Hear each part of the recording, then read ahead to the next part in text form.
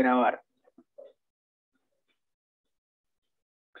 Buenas tardes, chicos. Mi nombre es Farías Moreira Santiago Mar, soy estudiante de la Universidad Técnica de Manabí, perteneciente a la Facultad de Filosofía, Letras y Ciencias de la Educación, en la carrera de Pedagogía de las Ciencias Experimentales en Química y Biología. Y el tema que vamos a tratar son los procesos metabólicos. Pues bien, para conocer cómo se dan los procesos metabólicos, es necesario conocer cómo funcionan. Para ello, repasaremos conceptos básicos, como lo son el metabolismo, el cual es el proceso mediante el cual las células catalizan o transforman en su interior materia, proporcionando energía para sus funciones vitales, según lo dicho por Murray en 1994. Tal y como podemos observar en la siguiente imagen, donde los alimentos, pueden ser lácteos, carnes, entre otros, ingresan a través de nuestro organismo y se transforman en energía o en ATP o adenosito trifosfato de sodio, donde el metabolismo se encarga de repartir dichos nutrientes a cada parte del cuerpo, o en pocas palabras a las células. Las funciones del metabolismo son las siguientes: obtener energía química del entorno, transformar las moléculas, nutrientes, en precursores de macromoléculas celulares, sintetizar las macromoléculas celulares, formar y degradar las biomoléculas. Bien, dentro de lo que son los componentes metabólicos también encontramos lo que son las rutas metabólicas, las cuales se dan de dos maneras, son lineales y cíclicas. Bien, ¿qué son las rutas metabólicas? Son las reacciones químicas que conducen a un sustrato. Es aquí donde actúan las enzimas, dice, a un sustrato inicial o a varios productos finales a través de una serie de metabolitos intermediarios, según lo citado por Lengiger en 1981. Bien, como sabemos, las rutas metabólicas pueden ser lineales y cíclicas. En las lineales se da cuando el sustrato de la primera reacción, o el sustrato inicial en este caso, es diferente del producto final de la última reacción. Y en las cíclicas es cuando el producto de la última reacción es el sustrato inicial. Entonces el sustrato inicial es un compuesto que se incorpora, es decir, se incorpora en la primera reacción, a la ruta, y el producto final en un compuesto que sale de la ruta. Bien, los tipos metabólicos de los seres vivos son los siguientes, según su clasificación. Por la fuente de carbono, como lo pueden ser las plantas, entre otros, por sus fuentes de hidrógeno, y por la fuente de energía, que en este caso son las que usan la mayoría de los mamíferos. Y en el caso de los hidrógenos, también incluyen a las plantas y también algunos microorganismos, como bacterias y otros. Bien, usadas por las biomoléculas, encontramos que las fuentes de carbono encontramos de dos tipos, que son autótrofos y heterótrofos, los cuales usan, los autótrofos usan el CO2 o el material inorgánico como el material metabólico, como lo son las plantas, y los heterótrofos, como por citar un ejemplo, nosotros, que usamos compuestos orgánicos, es decir, necesitamos de otros alimentos para obtener nuestra energía. Y en las fuentes de hidrógeno tenemos los fotosintéticos, que estos también vendrían a ser las plantas, que usan la luz solar. Y los quimiosintéticos, que usan la que se libera en reacciones de compuestos inorgánicos reducidos. Y también tenemos las fuentes de energía, que son los litótrofos, que usan compuestos inorgánicos como el H2O y el H2S. Y también encontramos dentro de las fuentes de energía los organótrofos, los cuales usan moléculas orgánicas. Bien, entre los autótrofos, como ya se lo mencionó, también podemos observar en la siguiente imagen, podemos encontrar plantas y microorganismos, también algunas bacterias y algas. Y en los heterótrofos podemos encontrar los que se alimentan de los otros seres vivos, ¿no? En este caso como los animales, los hongos, los protopistas, algunas bacterias y obviamente pues los seres humanos. Y en los organismos fotosintéticos tenemos a lo que son las plantas que reciben energía radioactiva del sol en forma de rayos ultravioleta y también tenemos a los quimiosintéticos como pequeños microorganismos, los cuales se alimentan también de esta energía o es necesario para sus procesos metabólicos. Bien, en los procesos de oxidación y reducción, las reacciones metabólicas de los seres vivos son reacciones de oxidación y reducción, como bien sabemos, también llamadas reacciones de ácido o reducción o reacciones redox. La oxidación consiste en el proceso mediante el cual se pierden electrones y la reducción en su ganancia. Es decir, en el proceso de reducción se pierden electrones y en el proceso de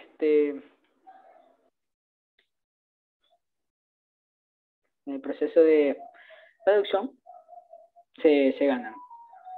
De modo que para los compuestos que se oxiden es necesario que otro se reduzca. Es decir, la oxidación de un compuesto sirve o va ligada a la reducción de otro, según lo dicho por Lehlinger en 1981. Tal y como podemos observar en el siguiente ejemplo, donde tenemos dos moléculas de EOH. Al adicionarle, en la oxidación obviamente, ¿no?, la molécula de EOS más 4, esta pierde prácticamente sus electrones, pasando a convertirse en esta molécula que tenemos acá. Y en la red de reducción, pues se ganan dichos electrones, tal y como lo podemos observar en la siguiente imagen. Es decir, en vez de disminuir, aumentan. Caso contrario en la oxidación. Por lo tanto, las oxidaciones, también llamadas combustiones, en las que se desprende energía, son deshidrogenaciones, y las reducciones en las que se requiere de un aporte energético son las fases del metabolismo. Dentro del metabolismo existen procesos en los que se libera energía y otros en los que se requiere de esta energía. Estos procesos o fases metabólicos están o son conocidos normalmente como lo son el catabolismo y el anabolismo. En el catabolismo, las fases de las moléculas complejas como azúcares, ácidos grasos o proteínas que producen las reservas de energía o del medio externo son degradadas en moléculas más sencillas como el ácido láctico, el amoníaco, el dióxido de carbono, el agua, por citar algunos ejemplos, ¿no? En este proceso se libera energía dentro de lo que es el catabolismo. Y por su parte, en el anabolismo, se considera como la fase constructiva de biosintética, en la que las moléculas complejas son sintetizadas a partir de precursores más simples, por lo que se requiere de un aporte energético. Bien, en la siguiente imagen observamos cómo funciona lo que es el anabolismo y el catabolismo,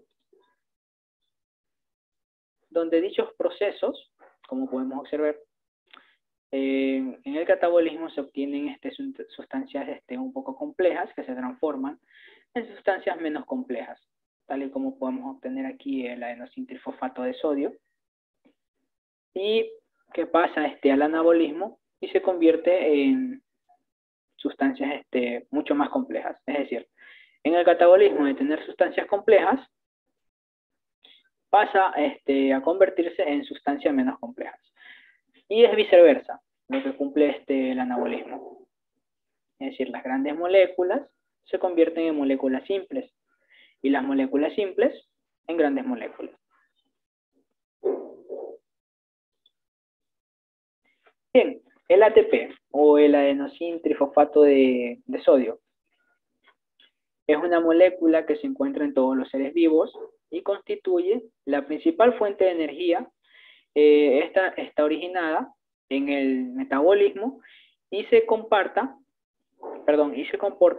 como una coenzima, ya que su función de intercambio de energía y la función catalítica, o las que se encargan de estimular el trabajo de la enzima, están íntimamente relacionadas, tal y como podemos observar en la siguiente imagen.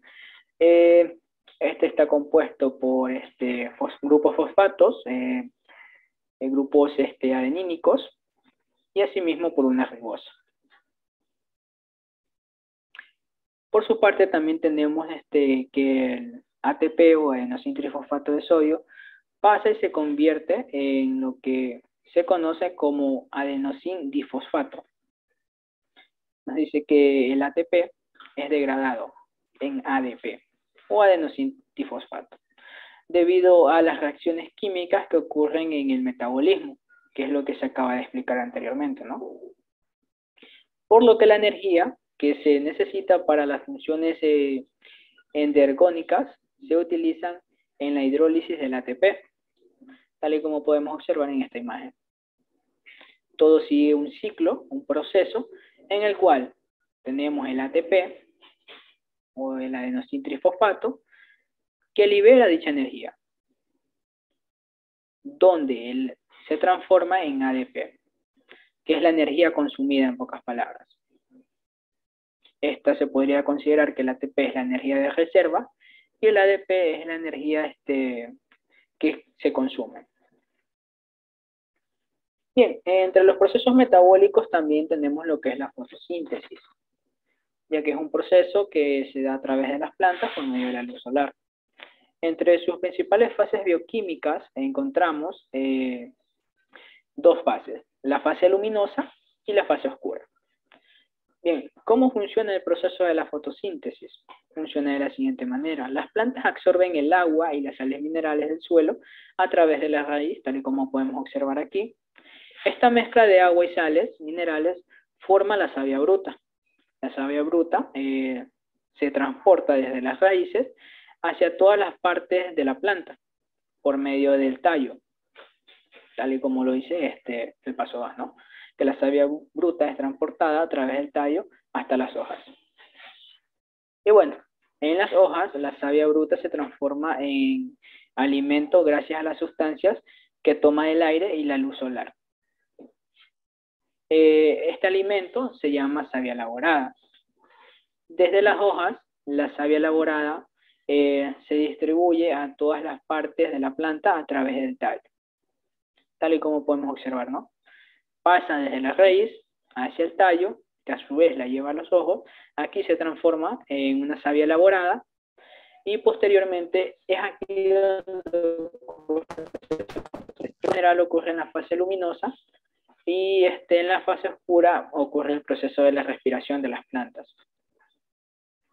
Bien, la fase luminosa de la fotosíntesis involucra el uso de la energía lumínica para generar ATP y poder reductor. El poder reductor de los organismos fotosintéticos del reino vegetal es el NADPH. Los electrones necesarios para convertir el NADP más en NADPH en la fase luminosa provienen del agua por su radical de hidrógeno, en pocas palabras. En este proceso se tiene lugar a la formación del oxígeno, que es obviamente pues donde las plantas crean o producen lo que es la fotosíntesis, según lo postulado por Salisbury en 1992. En la fase oscura, o también conocida como el ciclo de Calvin, es una ruta metabólica cíclica que tiene lugar en el estoma del cloroplasto. Durante esta fase se utiliza el ATP y el NADPH obtenidos de la fase luminosa para transformar sustancias inorgánicas oxidadas, como el CO2, el NO3 y el SO4, en moléculas orgánicas reducidas que participan en la síntesis de moléculas orgánicas complejas. En esta ruta podemos diferenciar tres fases, que son la fase de fijación del dióxido de carbono a la ribulosa en 1.5, difosfato por acción de Rubusco, obteniéndose dos moléculas de ácido fosfoglicérico. El ácido fosfoglicérico, a expensas del ATP y el NADPH, se reducen a gliceraldehído 3-fosfato. Estos dos fosfatos de triosa son utilizados en parte para generar la ribulosa difosfato mediante una serie de reacciones que implican el gasto de la energía o el ATP.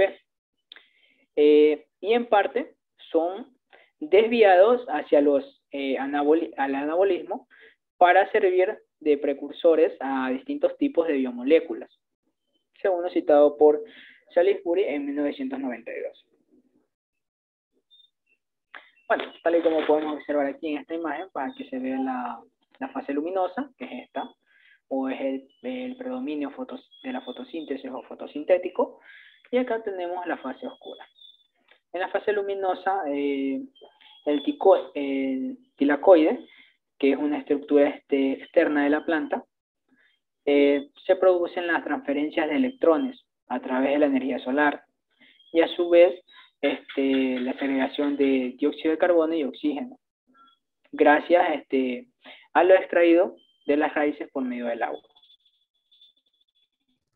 Y la respiración de las plantas, en el estoma, que es una parte interna de la hoja, en ella se realiza la fijación del CO2, donde pues posteriormente los macroelementos, como por ejemplo los siguientes elementos químicos como el nitrógeno, el fósforo, el calcio, el carbono, el magnesio y el azufre, surgen en efecto. También tenemos los microelementos, como algunas moléculas como el hierro, el cobre, el bromo y algunos otros, que hacen o posibilitan, en pocas palabras, la respiración en la fase oscura. Bien, la reducción del carbono.